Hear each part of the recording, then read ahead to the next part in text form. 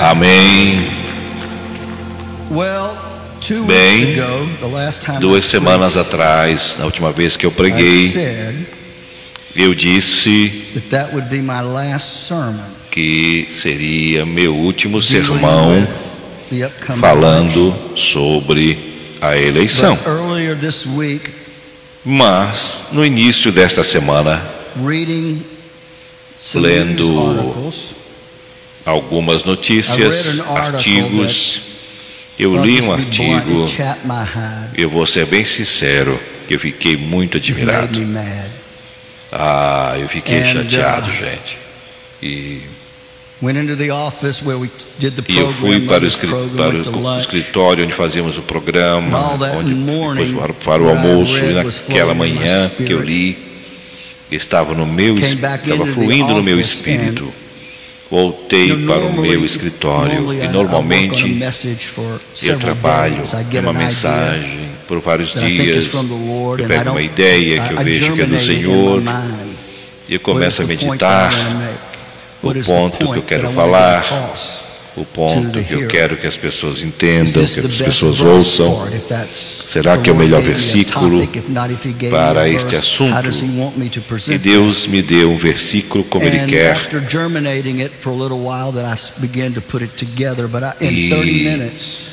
E em 30 minutos eu fiz essa mensagem. Nós iremos ler mais versículos do que normalmente nós lemos. Nós lemos em primeiro lugar as epístolas de Paulo. Paulo estava em uma cela romana. Ele estava, bem dizer, em uma casa. Ele sendo um cidadão romano, ele tinha muitas coisas contra ele. E ele tinha o direito de alugar, como nós falamos, um apartamento. E não estar em uma prisão.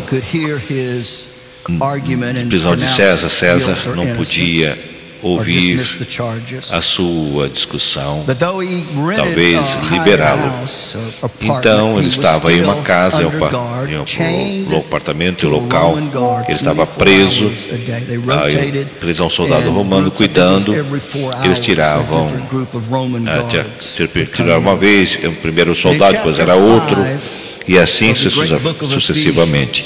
No capítulo 5 do livro de Efésios, capítulo 11, a inspiração do Espírito Santo diz: e não comuniqueis com as obras infrutuosas das trevas, mas antes condenai-a. Eu quero que você entenda algo nesta manhã. Como cristão, dia 5 de novembro, se você não votar, e se você votar da maneira incorreta, você está tendo comunhão com as obras infrutuosas das trevas.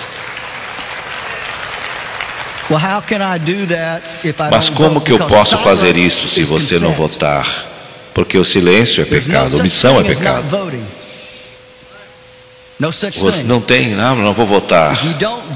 Se você não votar, é um voto a menos para a justiça. Porque o que eles fazem oculto, até dizê-lo, é torpe. Mas todas estas coisas se manifestam sendo condenadas pela luz. Porque a luz tudo manifesta. É isto que nós estamos falando. Atrás desse púlpito, estamos trazendo para a luz o que está sendo feito de errado. Por isso diz: desperta tu que dormes, e levanta-te dentre os mortos, e Cristo te esclarecerá. Portanto, vede que eles são empáticos, não se preocupam. E ele diz: portanto, vede prudentemente como andais, como nécios, não como nécios, mas como sábios. Não ande como nécios. Ou você faz o que a palavra de Deus está dizendo, você é um nécio, você é um tolo. É isto que Deus fala aqueles que sabem o que tem que fazer, mas vão para a direção errada, e Paulo os chama de nécios, redimindo o tempo, porquanto os dias são maus. Por isso, não sejais insensatos, mas entendei qual seja a boa vontade do Senhor. A vontade do Senhor para a igreja é que ela vote e se levante para a justiça. Esther, vamos ler. Aqui está o meu texto. Esther, capítulo 4, versículo 13. Então Mordecai mandou que respondesse a Esther: não imagineis no teu íntimo que, por estares na casa do rei, escaparás só tu entre os judeus, porque se de todo te clamares e te calares, se te manteres calada, se você não falar, neste tempo, socorro e livramento de outra parte sairá para os judeus, mas tu e a tua casa, casa do teu pai, perecereis. E quem sabe se para tal tempo como este chegastes a este reino. Para um tempo como este. Fale agora. Não fique em silêncio. Que as suas ações sejam corretas no dia 5 de novembro. Se levante e proclame que você apoia o que é certo. E eu quero usar como título, como tema, por um momento, fale agora ou perderá sua liberdade. Fale agora. Ou você perderá a sua liberdade. Pai, nós já chegamos a Ti. Nós oramos que Tu venhas me ungir para ministrar esta palavra que Tu colocastes em meu coração, e abençoe aqueles que estão assistindo em toda esta nação. Toca-os, balança-os, que eles estão empáticos espiritualmente dormindo, que a mão forte do Espírito Santo venha acordá-los deste sono, dessa empatia, dessa morosidade e empatia. Nós clamamos em nome de Jesus. Eu fiz a declaração de silêncio. É aceito. Olha, não há. O meu voto não conta. Essa apatia. Eu quero dizer que tem coisa mais importante que eu posso fazer. Quero fazer parte do processo de eleger os líderes, se for na cidade, do estado ou federal. E assim, no dia 5 de novembro, nós iremos votar aqui em Louisiana, Baton Rouge. E nós temos muitas coisas na balança. Nós temos o ofício do prefeito. Nós precisamos mudar. Então, há problemas, gentes, há mandamentos que nós temos a honra para votar, para dizer, a liberdade para fazê-lo, como nós temos o direito de votar. E eu já disse isso antes. Eu acredito que eu não estou errado, mas eu acredito que esta eleição de 2024 é esta eleição mais importante que a nossa nação, desde 1960, a eleição mais importante. Desde 1960 nós vimos a eleição do maior presidente que a nossa nação já teve o privilégio de ter na Casa Branca, Abraham Lincoln. Quando ele era jovem, ele fez uma jornada.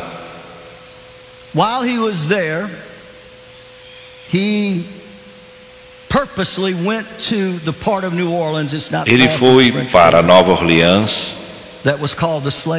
que foi chamado mercado dos escravos. Nós, seres humanos, nós seríamos colocados como vacas e vendidos para aqueles que apostassem no número maior, tratados não mais como animais. Eles fechavam as suas bocas, ou às vezes abriam as suas bocas para mostrar os dentes. Famílias eram literalmente separadas. Um comprava uma criança, outro comprava o marido, a esposa, e assim sucessivamente. As famílias eram separadas.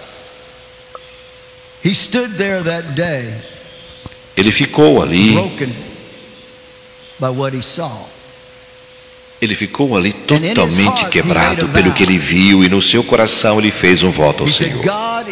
Ele disse: Deus, se tu me colocares em uma posição de poder, eu irei acabar com essa maldição da escravidão aqui nos Estados Unidos da América. É melhor você aplaudir. Fala de Abraham Lincoln. E a eleição de 2016 foi uma eleição espiritual, como uma eleição física. E hoje em dia, o que você quer dizer com eleição espiritual? Deus ordenou desde o momento que os puritanos, nossos patriarcas, saíram dos navios, desembarcaram dos navios e foram para as margens das praias de Massachusetts. Eles vieram para esta nova terra que se chamava Nova América. Foi isto que os outros mundos chamavam Nova América. Eles chamaram a chamar de Nova América. E aí chamavam de Novo Israel. Eles saíram da Inglaterra. Eles praticavam. Eles tinham uma igreja de Estado. E você tinha que ser membro daquela igreja. Assim que era na Inglaterra na época. E acontecia que aquela igreja não era uma igreja verdadeira. Era uma igreja apostatada da fé. Mas tinha os remanescentes na Inglaterra, né? Que naquela época, que era a nação mais poderosa do mundo. Você sabe do ditado, que o céu nunca pousou, nunca desceu na Inglaterra. Então, era uma nação poderosa. Tinha um exército poderoso. E tudo que eles faziam na Inglaterra passava para as outras áreas da Europa e para o mundo, tipo moda.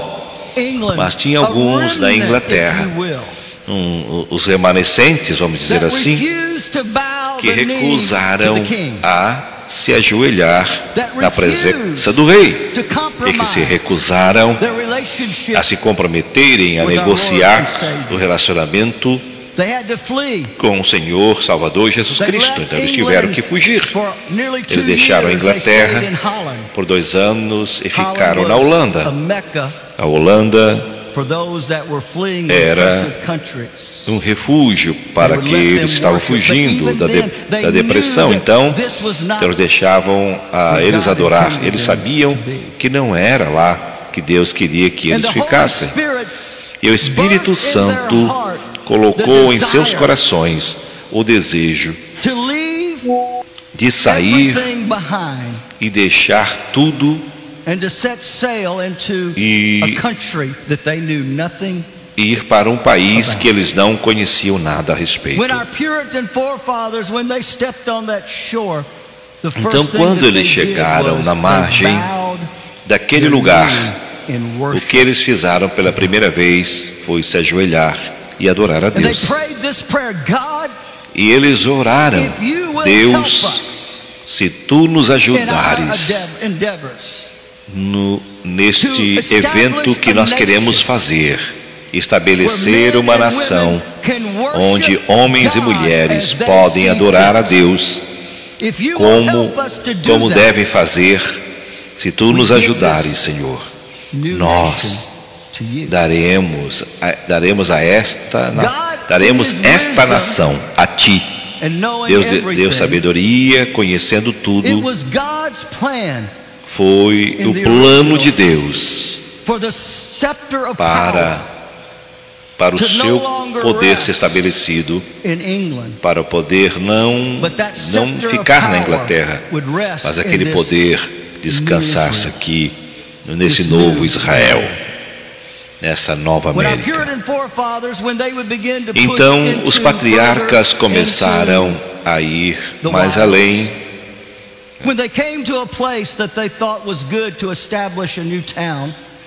E para estabelecer uma nova cidade, que eles fizeram? Começaram a construir casas, escolas, construíram igrejas. Você me ouviu, gente? Eles construíram igreja em primeiro lugar, depois as casas, escolas, e Deus abençoou esta nação. Não há nação na terra que veio e teve a maturidade, a força como os Estados Unidos. Eu sei que nós temos pessoas que nos assistem em todos os países. Eu sei que você ama o seu país, mas por favor entenda que eu amo a América, eu amo esta nação, e eu creio que esta nação é a melhor nação do mundo. Eu já caminhei nas ruas da Europa, e esta nação tinha mais de 1000 anos de idade. Eu já fui para Paris, já fui para Londres, Amsterdã, Roma, e a lista continua crescendo, e assim vai. Mas eu prefiro viver nos Estados Unidos da América do que no maior cidade do mundo, porque esta é a nação de liberdade.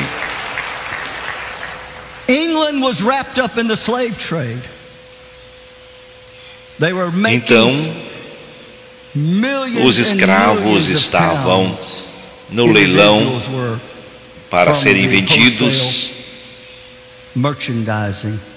para serem comprados como mercadorias, embora sendo como seres humanos, e devagar Deus começou a tirar a semente do poder da Europa, desta nação.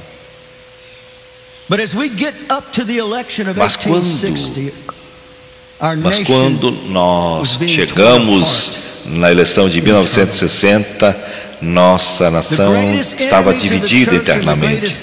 O maior inimigo da igreja, da nossa nação, não são os inimigos lá fora, são os inimigos internos aqui dentro.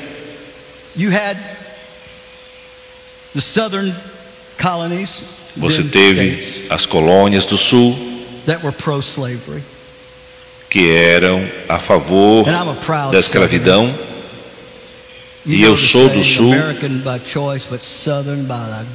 Você sabe, né, do ditado: eu escolhi ser americano, mas eu escolhi ainda ser do sul. E eu não gosto de falar como os Yankees.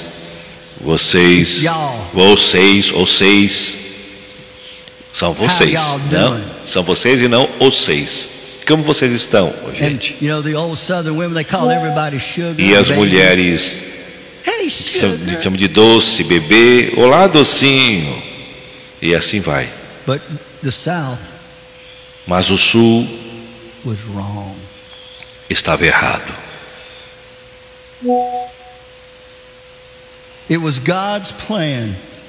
Era o plano de Deus for the United States of America to be the bastion of liberty.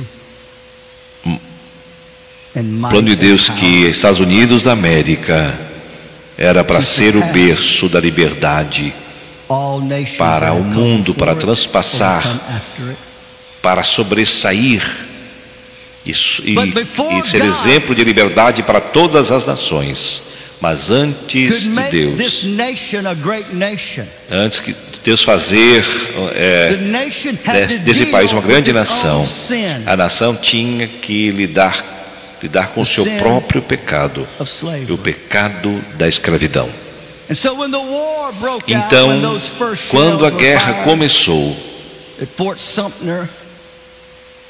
e a munição foi lançada, Charles Holler, que levou esta nação a uma guerra que custou mais de 600 mil vidas. E já caminhei pelas batalhas e campos de batalhas de Johannesburg. Eu já caminhei nos campos de batalha de Massas e tantos outros campos de batalhas, de guerras. Eu já caminhei tentando imaginar e compreender o inferno na terra que estava acontecendo naqueles lugares, aquele conflito. Mas foi Deus, e isso tinha que acontecer no sul, tinha que ser derrotado para preservar a união e a unidade, em ordem para que a América se tornasse uma nação que nós somos hoje. Mas lógico que naquela época eles tentaram defender que era o direito da União, porque o Estado tinha o direito de ditar o que seria bom para todos os cidadãos. Eles estavam lutando contra a escravidão, mas eu acredito que é tão crucial que foi necessário aquela eleição de 1960, que é a eleição hoje. Eu acredito, mesma coisa, sem dúvida alguma, que se a eleição fosse, ou se for uma eleição errada, nós iremos perder preciosas liberdades. O ex-secretário John Terry fez a declaração em uma entrevista, primeira emenda, a primeira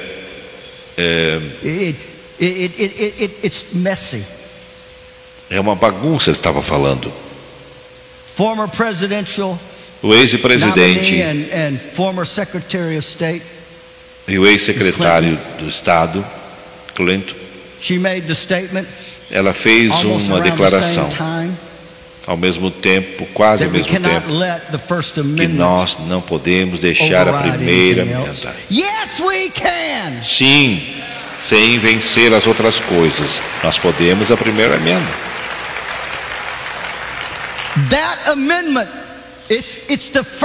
Essa emenda é a primeira por uma razão. Aquele que escreveu essa emenda ele quis dizer que não queria dar a voz para as pessoas. Então eles colocaram as suas vidas em risco para salvar esta nação. Então nós temos o direito de falar, de nos levantar e falar até mesmo o que a gente falar por errado. O que está sendo dito é vil. Nós temos que ter a liberdade. Nós temos que ter o direito de falar o que está em nosso pensamento e coração. Nós temos que poder, sem medo, ou ser contra, o governo ser contra nós. Olha, se alguém perceber, alguém ouvir o outro lado, eles estão falando sobre a emenda, a democracia. está na balança, como se fossem os donos dos democratas, dos princípios da democracia. Então, eles estão tentando forçar as companhias das redes sociais a não permitir que as pessoas, quando nós tivemos a Covid, nada oposto ao governo. Quantos vocês sabem hoje que o governo não está sempre correto, gente? Principalmente o governo que nós temos agora. Oh, don't get me started.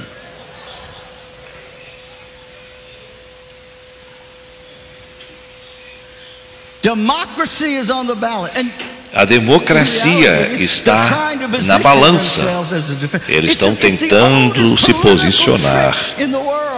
Então é um golpe, é um truque maior do mundo. Se apresente como você não é, em ordem para enganar.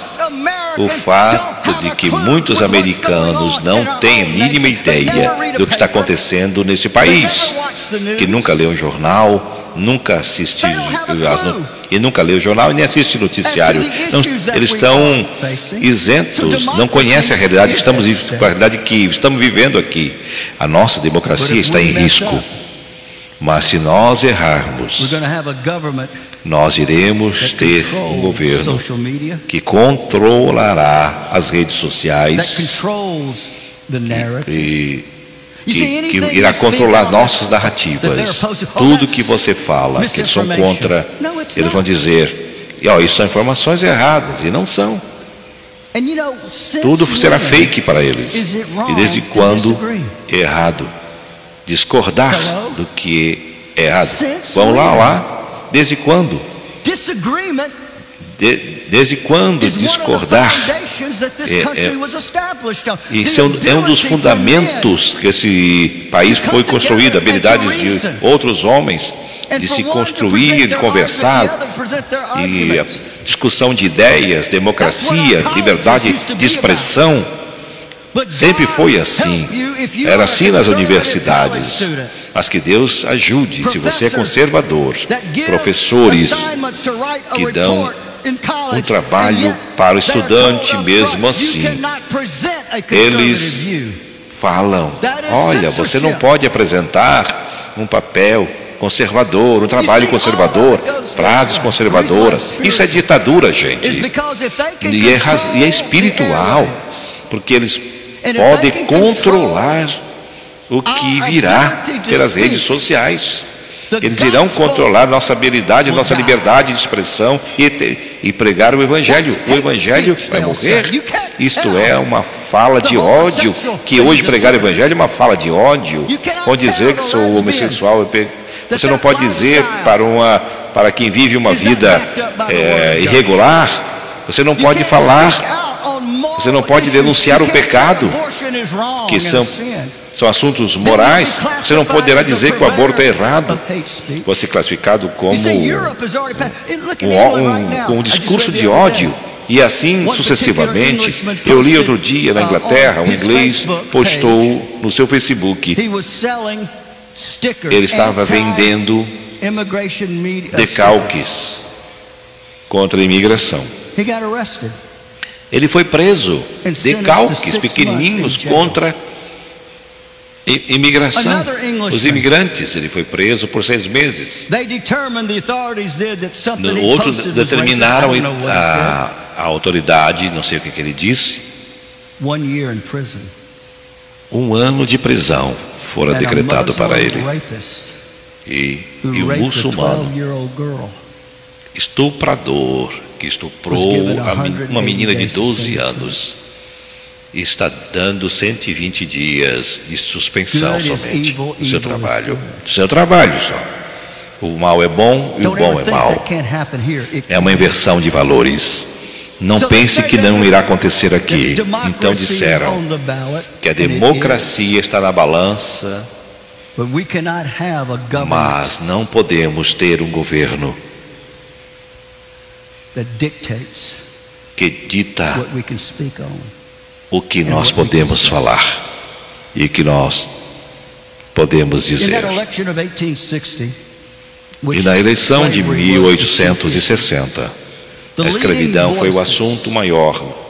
As vozes lideradas na América na época contra a escravidão, com esse horror que se chama escravidão, não eram os políticos, mas eram os pregadores que se levantaram.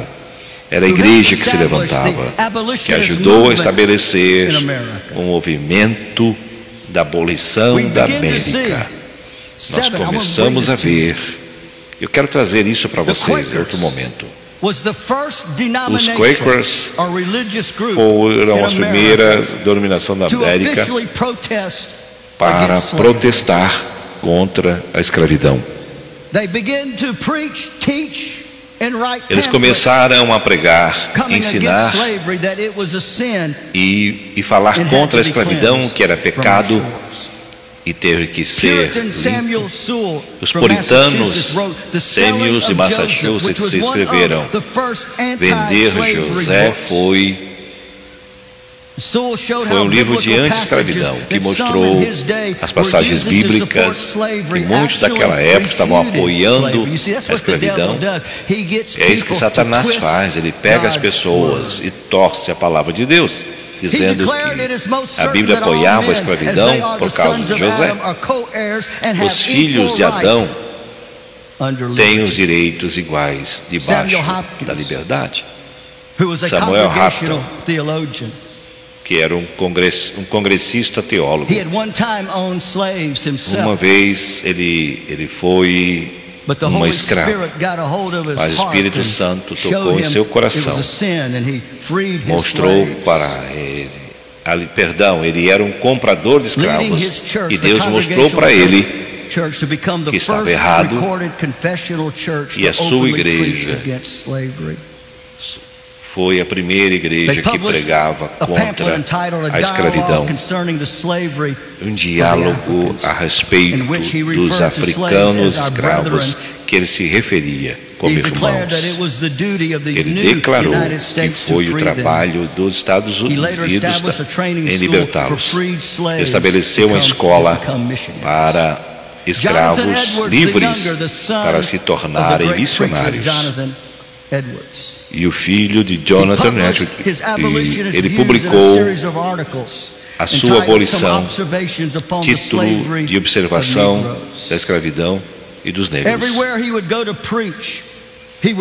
Onde ele ia pregar, ele pregava uma mensagem contra a escravidão.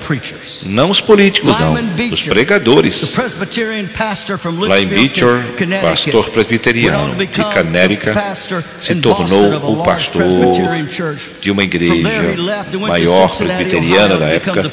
Ele foi para Cincinnati, Ohio, e ele abriu o seminário da segunda igreja presbiteriana de Cincinnati, e ele falava contra a escravidão como se fosse um grande pecado. Ele disse que era o seu trabalho fazer a sua parte, ratificar e falar sobre esse assunto dos Estados Unidos da América. Foi a Billy Beecher que escreveu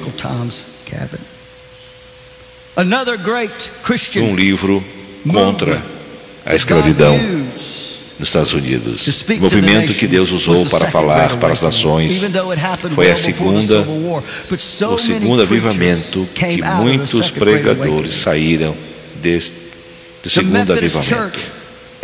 A igreja metodista explodiu depois do segundo avivamento e começaram a falar contra a igreja metodista, a escravidão, e declarou que a escravidão é algo a ser repudiado para toda a América. Charles Finney também falou sobre a escravidão, e ele disse: eu nego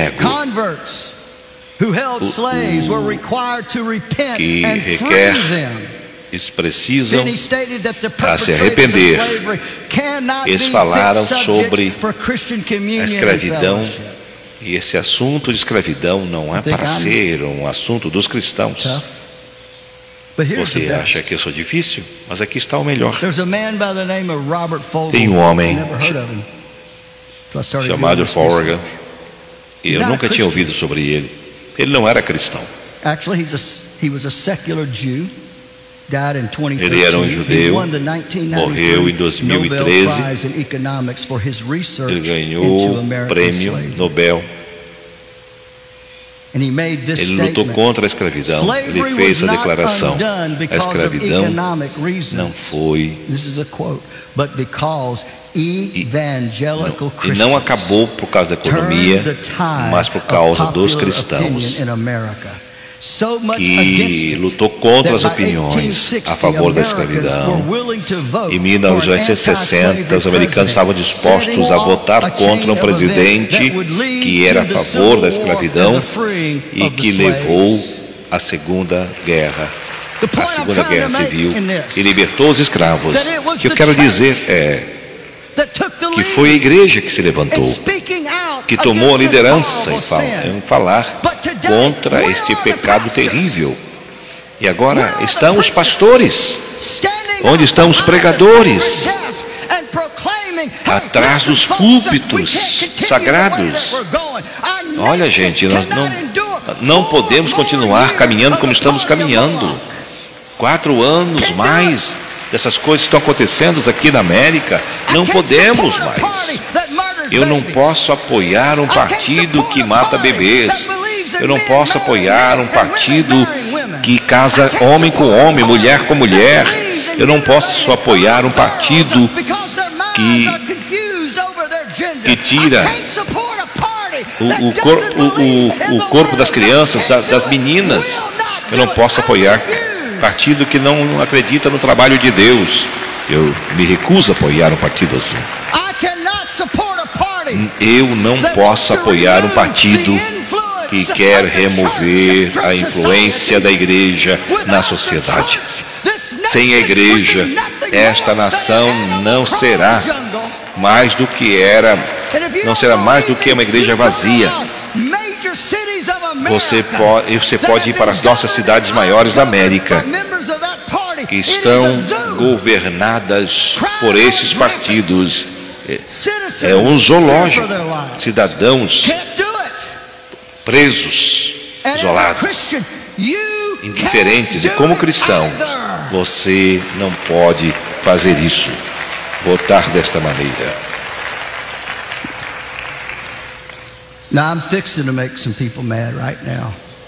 Muitas pessoas ficarão chateadas comigo agora. E eu vou te dizer agora. O que irei falar agora, vão me chamar de racista e vão me chamar de tudo quanto é predicativo.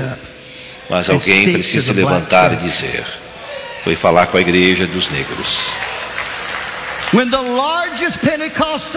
Quando a igreja maior pentecostal afro-americana se levantou e disse: eu apoio aquela mulher.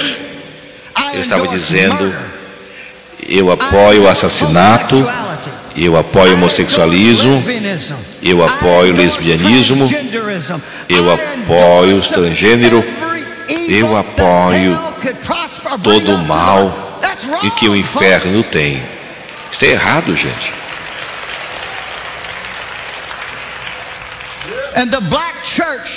E a igreja dos negros estão votando pelo partido que é anticristão.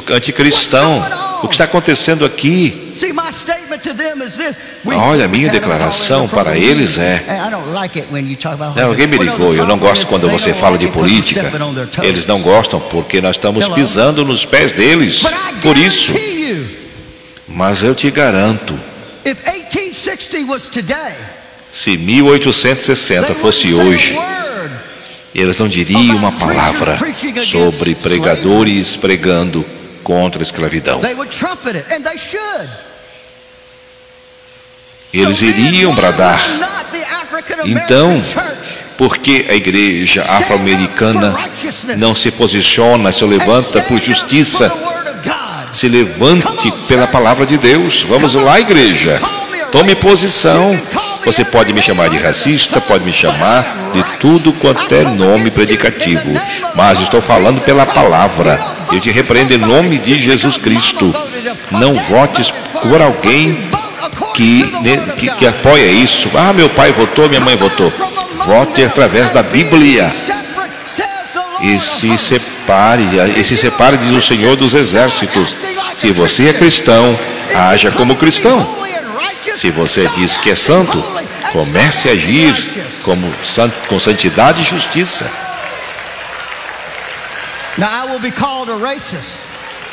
Irão me chamar de racista, vão me chamar de tudo quanto é predicativo quando receber os e-mails. Mas eu quero dizer para Satanás,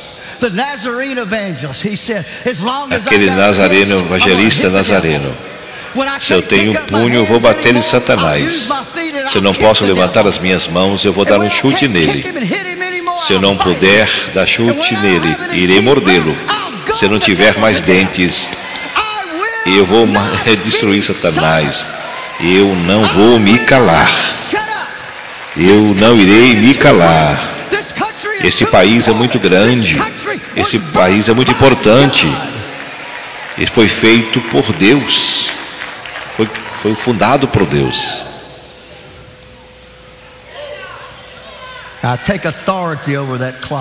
Eu tomo autoridade sobre esse relógio. Sabe o que eu escrevi que me fez chateado? Foi 10 de outubro. Fox News website. No Fox News. This was the title. Esse foi o título. Esse grupo tem um número para decidir a presidência dos Estados Unidos. Quem são os evangélicos dos Estados Unidos e o que eles querem? Essa foi uma pergunta que os políticos fizeram e estrategistas fizeram. E recentemente, uma pesquisa do Dr. Bourne, ele é muito conhecido nos assuntos que afetam as igrejas. Ele projeta uma população, os cristãos, de 25, 30 milhões de adultos que se qualificam como se chama, de evangélicos. Eles vão para a igreja, eles têm um relacionamento com Jesus Cristo, eles têm um ponto de vista bíblico, não secular, mas a eleição de 7 milhões de evangélicos nos Estados Unidos não votaram na eleição de 2020. 7 milhões de cristãos não votaram nas eleições de 2020. E o que faz isso? Tão preocupante que 4 estados, Arizona, Pensilvânia, Geórgia, que foram para o caminho errado, só por omissão, por alguns votos, por omissão de quem não votou. Porque no Arizona não teve tantos cristãos, porque na Pensilvânia, no Kansas, na Geórgia, não foram às urnas para votar. Nós temos que temos hoje. Meu Deus, o que você está fazendo? O que é mais importante do que ter uma voz e ter liberdade de dizer algo sobre o futuro da nossa nação?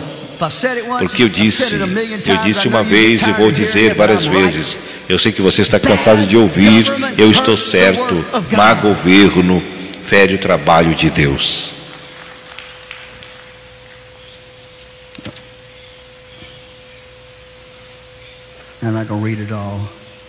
Eu não irei ler tudo, é muita coisa.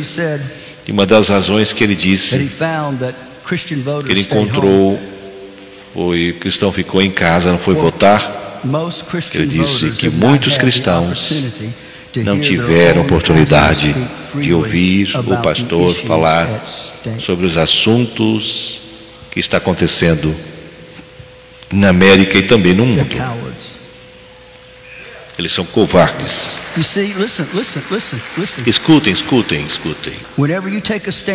Quando você toma uma decisão, igreja, vai ter pessoas que ficarão com raiva, irão embora. Mas entenda, não trabalho para você. Eu não trabalho para você, trabalho para o Senhor. Eu sou cristão e vou falar a verdade. Muitos já foram embora daqui.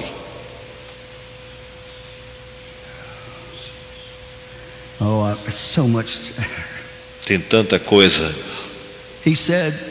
Ele disse, o escritor, ele disse, eu acredito que todo cristão tem o trabalho de participar nesta eleição por várias razões. Primeiro, a magnitude do que esse presidente irá fazer, e o trabalho do presidente não deverá ser para ser charmoso ou América bonita ou não. No dia 22 de janeiro, que ele irá tomar uma posse que constitua uma crise que o público está tendo, e as taxas e tudo que irá acontecer, e ele quer estabelecer isso, desapoderar do Irã, do Iraque. Então o Irã está a matar o presidente. Iraque. Esta guerra tem tudo a ver.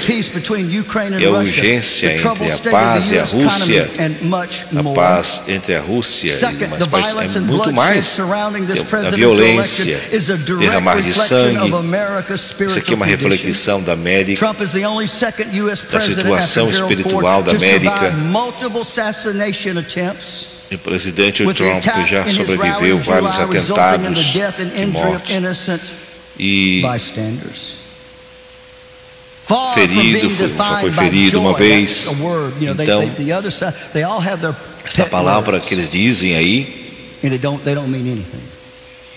que dizem que será uma alegria quando aquela mulher for eleita, isto está errado, não é verdade. Essa eleição tem derramado sangue. Esta eleição de 2024 tem tido com os espíritos maus. O espírito mau tem se levantado. Nós não temos somente que orar, mas se levantar pela luta pela salvação da América. Nós temos que ir votar. O escritor disse, nós temos que ir votar com a determinação de votar 5 de novembro. Eles estão dando duas visões para a América, dizendo que há problemas com os cristãos, que eles têm que saber que a multidão que está mostrando que os cristãos estão errados. Então nós temos que votar para o lado correto. Nós temos que nos examinar biblicamente para proteger a inocência das crianças, para nos dar uma cultura de vida mais pura. Mas não queremos que as escolas públicas permitam que os estudantes mudem o seu gênero. E terminar a injustiça no governo e defender a perseguição contra os cristãos. Acabar com a perseguição dos cristãos. Eu não posso compreender 7 milhões de cristãos que não votaram. Você não é um patriarca. Aliás, desculpa, segundo disse ele, É um patriota, não patriarca. Porque você não foi votar. Você entrou em comunhão com o trabalho que não produz frutos. Esta foi a minha introdução, gente. King Ahasuerus, well, actually, Ahasuerus was not rei his name. Assuero That was a royal não é o seu title. nome. His name was Era Xerxes. título real. Persian king, an evil man. O rei da Pérsia, um homem muito mau. His wife Vashti, the queen, E a sua esposa Vasti got on his nerves, so he got rid of não her. fez o que ele quis. And to replace her, Tirou a vida dela. he had a beauty pageant. Para trazer outra raiz, teve I'm gonna blow your que minds right now. escolher várias mulheres para virem. God used a beauty Deus pageant usou to save show his de people. meninas para salvar o seu povo. Mordecai, E who was in the cabinet, Mardoqueu, a que government estava ali, employee, a Jew, a devout Jew, and the cousin of ele Esther, era um judeu, came que era to Esther primo and de told her, Esther. "You've got to enter into this beauty E ele pageant." disse: você tem que entrar neste concurso de beleza, Esther. Mordecai, E Mardoqueu, some years earlier, alguns anos antes, had been made aware of a plot to murder sabia que King Xerxes. ele soube que And he estavam got tentando a matá-lo. warning to the right Estavam people, tentando and this tirar a vida do rei. assassination Então ele passou a notícia para um dos guardas. Olha, existe uma tentativa de atentado ao rei. E unfortunately foi avisado ao happens, the rei. king forgot about Infelizmente isso aconteceu. O the rei great esqueceu service que that Mardoqueu Mordecai tinha had falado performed. que And for queriam 50 matá-lo. years, our president Por 50 has anos, forgotten o nosso the presidente importance of the church. esqueceu a importância da igreja. In the kingdom as well was the prince of E no princes, reino, a man by the os name of príncipes e Haman, princesas, who um was an homem Amalekite, chamado Naamã, who hated the Jews, especially um amalequita, ele Mordecai. odiava os judeus e principalmente Mardoqueu. Haman had convinced Xerxes Então, to issue a ele queria proclamation throughout the convencer land para fazer uma that proclamação na terra, everyone, and especially para the que Jews, todos e principalmente were to os judeus bow before him. eram para se ajoelhar na sua presença. What these people want E o que essas pessoas querem é que a igreja se ajoelhe na presença deles. I will Eu not não bow. me ajoelharei. I will not Eu não bend the irei knee to sin. me curvar. I will not E não bend the irei knee me to that ajoelhar which is para o contrary pecado, to the word of para God. aquilo que é You can contrário à huff palavra and de you can Deus. pout and try to Você blow pode this house gritar, down, chorar, but I soprar, remind you, this mas house eu was not vou built by te the hand of lembrar man, but this que house, eu the não church of the irei Lord me Jesus curvar, Christ. porque esta igreja é do Senhor Jesus Cristo. The church was founded A igreja foi encontrada no dia de Pentecostes, quando o Espírito Santo derramou o seu Santo Espírito, aleluia. E esta igreja é pentecostal, e eu nasci pentecostal, e eu agradeço a Deus porque sou pentecostal, e eu irei morrer pentecostal. Vocês que são jovens, que estão nos seminários, entendam que você, quando você se levantar para pregar, não escolha favoritos. Você, um atalaia, é um vaso de Deus. Você, filho e filha de Deus, foi chamado para um tempo como este. Nós não iremos nos curvar. Nabucodonosor pode construir o que ele quiser, mas não irei me curvar. E se Deus não libertar, e se libertar ou não se libertar, eu não irei me curvar.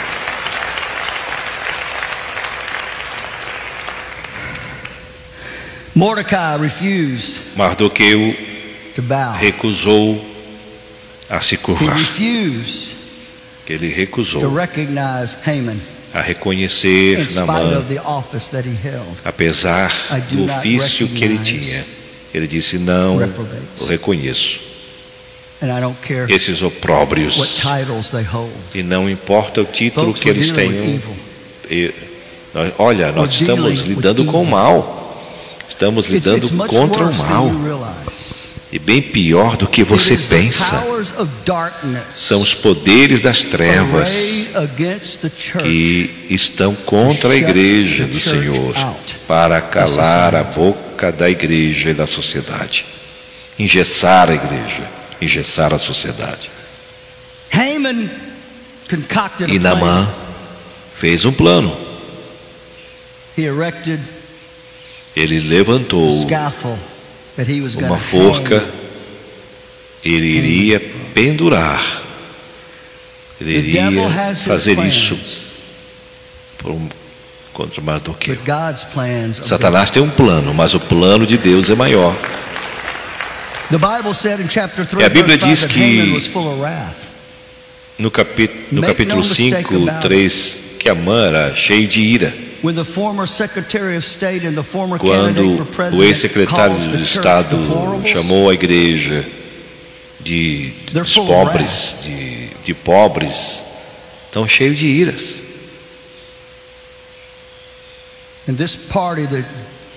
E esse grupo aqui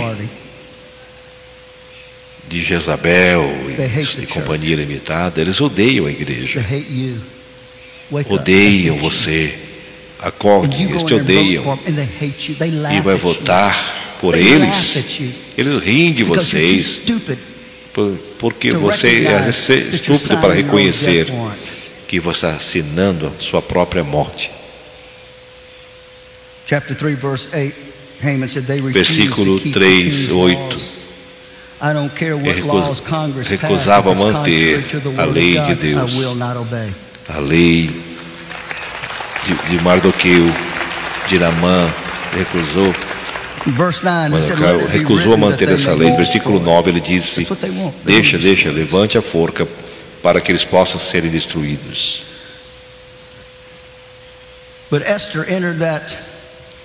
Mas Esther entrou no concurso de beleza. Mas acho que ela era a mulher mais linda do mundo, porque quando o chefe das moças, o eunuco, viu Esther, uau, o seu queixo caiu. Ele não podia falar. Quando meu pai estava namorando com a minha mãe, ele estava tão apaixonado por ela que ele colocou uma bola no congelador. Ele estava tão apaixonado por ela, ele colocou uma bola no congelador pensando que era leite.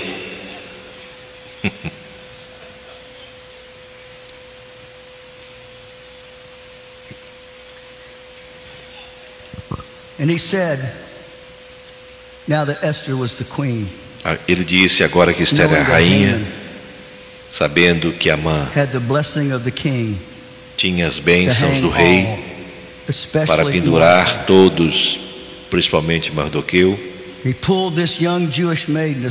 E ele pega aquela menina, aquela sua prima, e diz: olha, se você ficar em silêncio, Mardoqueu disse para Esther, se você ficar em silêncio, Deus usará outra pessoa para trazer o livramento para os judeus. Então, se você não falar, Deus irá trazer livramento, mas você irá ser destruído por causa do seu silêncio e da sua omissão. Tu veio para o reino. Você veio para o reino para um tempo como este. Deixa eu encerrar. Você poderia ter nascido em primeiro lugar. Você poderia ter nascido em qualquer outro país, mas Deus escolheu para você nascer aqui na América. E segundo, Você poderia ter nascido 100 anos atrás. Você poderia ter nascido 150 anos atrás. Mas você nasceu para estar vivo neste momento, nesta história, para se levantar e entrar na brecha para um tempo como este. O que você irá fazer? O que irá fazer? O que você irá fazer? E esta casa, nesta casa serviremos ao Senhor. Fique de pé. Nós cantamos 2 semanas atrás e vamos cantar novamente. Fique de pé para Jesus, levante para Jesus, soldados da cruz. Viva, viva, viva, viva com seu Rei real. E a sua bandeira não fica perdida.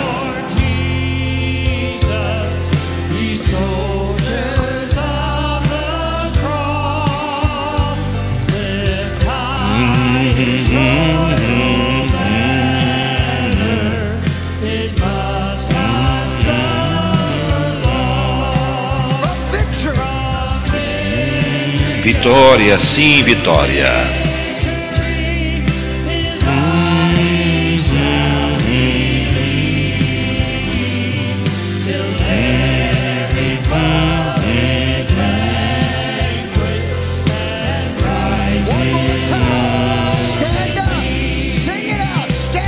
Vamos, igreja, vamos ficar de pé, vamos.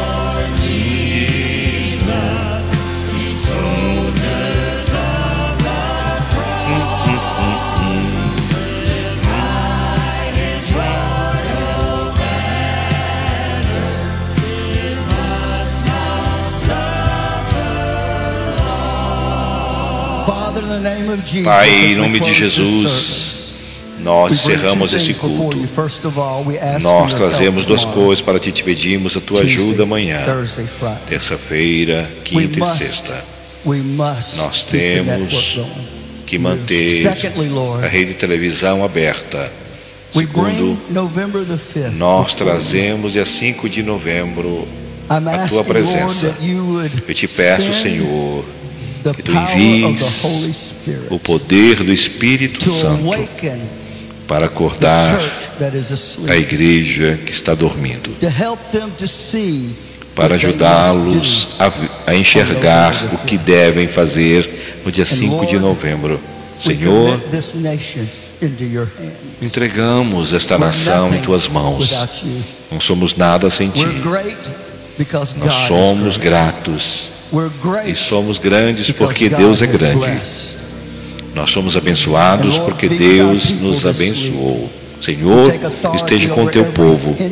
Nós assumimos autoridade sobre cada espírito mau que vem contra os filhos de Deus aqui no santuário, ou aqueles que estão assistindo. Que esta semana, que o seu rosto venha brilhar sobre cada um. Te damos toda a honra e toda a glória. E todos dizem amém. Nós te amamos, veremos hoje à noite. Nós estamos encerrando esta live, né? Aproveitamos para agradecer a participação de todos que estiveram conosco. Um abraço aqui a Zelir Antunes, Wilson Alano, Miguel Fernandes, Valéria Herbert dos Santos, Maicon de Ben, nosso amigo João Batista Bittencourt, João Souza, Abraão Aurélio, nosso amigo pastor do Paraná, Jair Patrício, pastor Vanderlei Fernandes, Deus abençoe sua vida e ministério. A irmã Mara Lúcia Bauer, Deus abençoe. Valdemir de Souza, meu irmão. Caleopa N, Deus abençoe. A Zelma, que está aqui do outro lado preparando o nosso almoço. O Teotônio Rodrigues, Deus abençoe sua vida. Josias Tinoco, Deus abençoe. Heraldo Cavalcante, também agradecemos a sua presença conosco aqui. nosso amigo Dilnei do Nascimento, Deus abençoe sua vida. A Viviane Soares também, Deus abençoe. A Rosa Martins e Josias Tinoco diz que é uma mensagem atual para o povo de Deus, e é bem isso mesmo. É uma realidade não só da América, é do Brasil, também do mundo. Nós estamos sendo ameaçados em nossa liberdade, no fulcro, na base, no centro de tudo que nós temos e somos, que é o princípio da liberdade. Há muitos anos atrás eu já escrevi um artigo, em 1986, eu lembro quando começamos aqui em Santa Catarina a formular a ideia de termos candidaturas evangélicas, quando estava coordenando a campanha do pastor Vande Oliveira, a primeira eleição dele para deputado estadual. Eu lembro do artigo que eu escrevi para mandar para os pastores convencionais, que o preço da liberdade é a eterna vigilância. E nós precisamos mantê-la. E para mantê-la, temos que estar vigilante, muito atento ao que está acontecendo hoje no mundo. E hoje é uma ação globalizada contra a família, contra a igreja, contra Deus, porque quando você destrói essa base sólida que é a família, você destruindo a família, você destrói uma nação. Você forma escravos, você apenas mantém um povo alienado que vai estar a serviço do Estado, escravo do Estado, e não pessoas livres para pensar, para reagir, para discutir e para saber o que quer. Então, ao longo dos anos, essa linha ideológica vem trabalhando há muitos anos nas escolas, nas universidades, trabalhando aqueles jovens calouros que chegavam lá à universidade com muito ânimo de ser diferente, de se autoafirmarem no grupo. E aí aqueles professores com ideias totalmente fora da realidade, com pensamentos ultrapassados, e ensinavam os jovens. Eu enfrentei isso na universidade. E eu era muito crítico, mas com muita capacidade de defesa e de combate. Mas o jovem indefeso, que não tem formação, que não se criou na palavra de Deus, que não leu, não estudou, não tinha argumentação, acaba sendo vítima fácil das argumentações infundadas, né, que querem destruir os valores da família para viver uma vida dissoluta, uma vida de droga, prostituição, sexo livre e tudo aquilo que sabemos que destrói uma família, destrói a sociedade. A família é a célula máter da sociedade. Quando você destrói a família, você destrói a sociedade. E é isso que nós estamos vendo hoje. Uma destruição total, um pensamento um discurso de liberdade individual. E aí, evidentemente, você vai formatando aquilo que eles querem. E nós já sabemos que isso não deu certo em lugar nenhum do mundo. Todos os países que abriram mão dos seus princípios acabaram se autodestruindo. É um processo de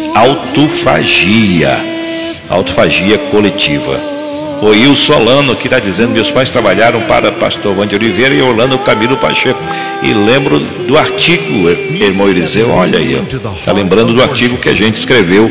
Eu fiz toda a postulação, todos os artigos da época, para conscientizar a igreja e os pastores a apoiarem nossos irmãos candidatos para que pudesse defender. A igreja, graças a Deus, agora acordou, está começando a votar nos nossos irmãos, mas antigamente não, eu enfrentei isso, né?